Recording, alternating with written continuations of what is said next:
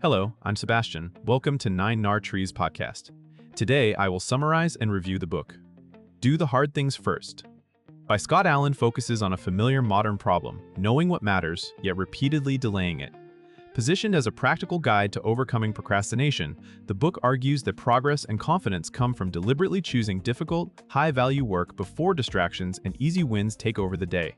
Allan frames procrastination not as a character flaw, but as a habit shaped by avoidance, fear of discomfort, and poor systems for planning and follow-through.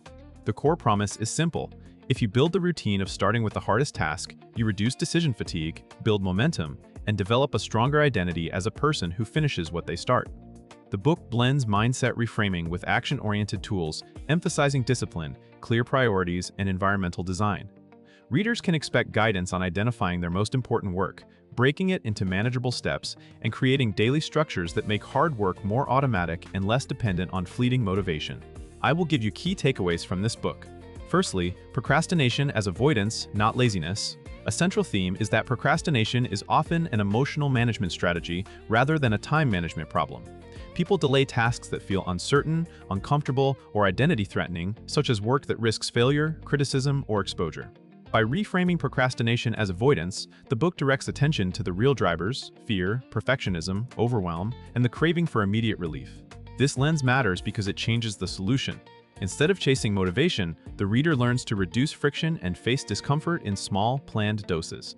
The book encourages awareness of personal triggers and the stories that justify delay, such as I work better under pressure or I need to feel ready first. It also highlights how quick dopamine alternatives like social media, emails, and busy work become coping mechanisms that protect the ego in the short term while costing progress long term.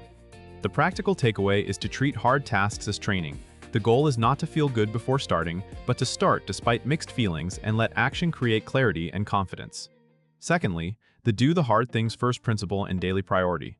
The book promotes a straightforward operating rule: begin the day with the most difficult, most valuable task before anything else competes for attention. This approach works because mornings or the first work block often contain the highest energy and the least accumulated distractions. By completing the priority task early, the reader earns a psychological win that reduces stress and prevents the day from being consumed by low-impact activity.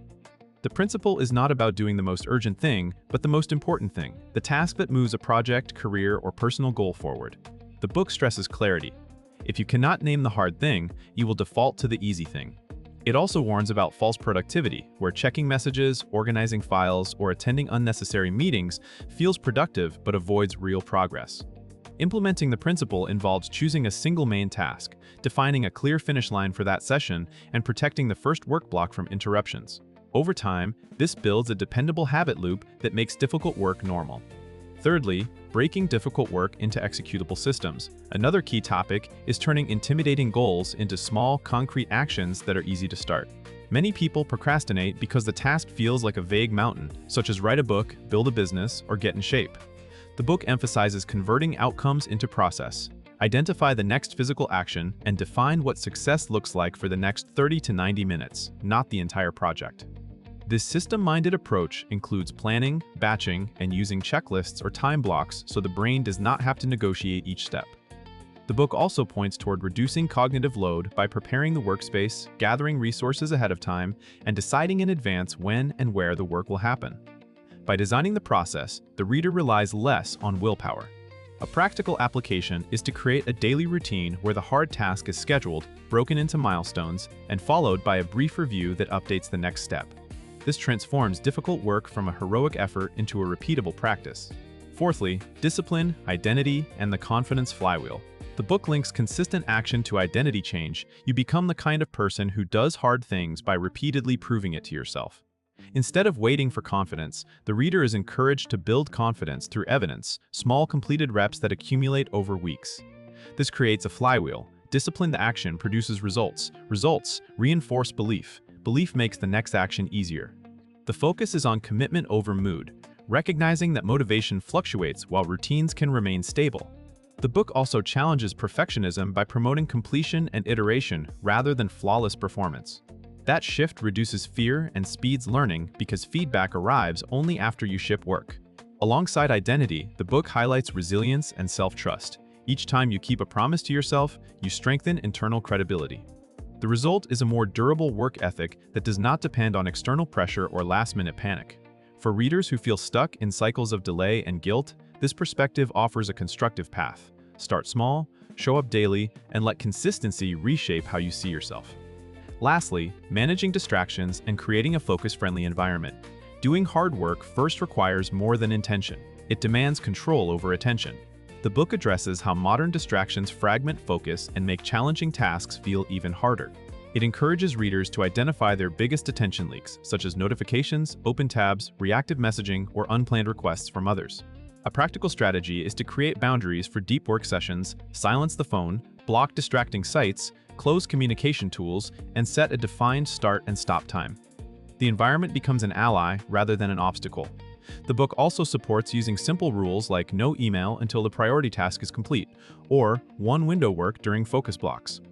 Another angle is energy management, sleep, movement, and breaks influence the ability to tolerate difficulty. When attention is protected, hard tasks become less exhausting because the mind is not constantly switching contexts. The broader lesson is that focus is a designed outcome. By preparing the space, planning the work, and limiting inputs, readers reduce the need for heroic willpower and make consistent execution far more likely.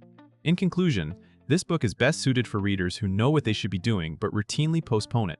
Students facing demanding assignments, professionals juggling important projects, creatives who struggle to ship, and anyone trying to build better habits around fitness, learning, or career advancement. It can benefit a reader's life by replacing guilt and last-minute stress with a repeatable method for starting and finishing meaningful work. The emphasis on doing the hardest, highest-value task first helps reduce mental clutter, strengthens self-trust, and creates momentum that improves the rest of the day. Compared to many productivity books that offer broad lists of tips, this one centers on a clear core principle and then supports it with practical behavioral strategies, reframing procrastination, breaking tasks into manageable actions, protecting attention, and building discipline through consistency. That focus makes it easier to apply immediately without building an overly complex system. If you want a direct, action-oriented guide that prioritizes execution over inspiration, this book is worth buying as a compact playbook for training yourself to do difficult work reliably. If you would like to support Scott Allan, you can buy the book through the Amazon link I've provided in the podcast description. After reading the book, please let me know what you think and share your thoughts. See you around.